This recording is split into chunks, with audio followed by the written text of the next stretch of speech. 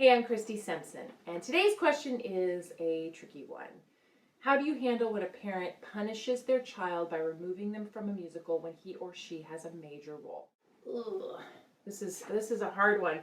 You know, I'm of the opinion, just overall, that sometimes in an overcorrection, an attempt to punish our children, we go too big, right? And like, you're not playing video games for the entire year, or because you got a bad grade, you know, no more playing with your friends ever, or you're on restriction for 2 months, things like that. They're not measurable, and you can't stick to them. Number one, usually parents don't stick to them, so they don't mean a lot.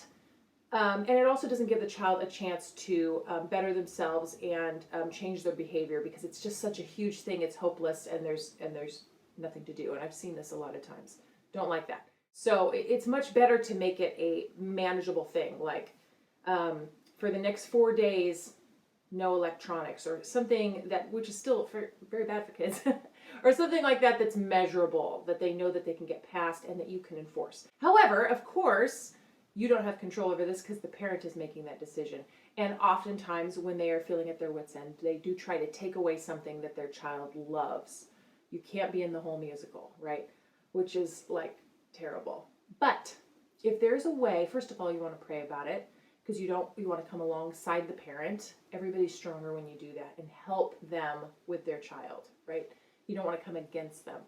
If there's a way that you can come alongside the parent, ask if you can talk to them. Say, I completely support your decision. I understand that this is a big problem that you're handling with your child, and I want to come alongside you. And then say, is there any way that we can tailor this punishment so that it doesn't punish this whole group, and your child still realizes that even though they're being punished, they still have to fulfill a commitment they've made, which is also an important thing with responsibility.